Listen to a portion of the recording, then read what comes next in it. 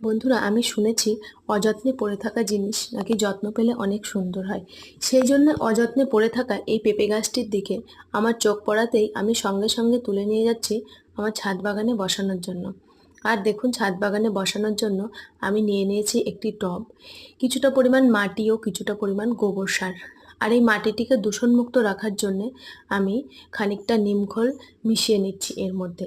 এইবার আমি গাছটিকে টবের মধ্যে বসিয়ে দেব। আর দেখুন, আমি গাছটিকে একটু কাত করে বসিয়ে দিয়েছি, তার কারণ গাছটি যাতে বেশি একটা লম্বা না হতে পারে এবং দ্রুত ফল ফুল আসে। এরপর গাছটি বড় হলে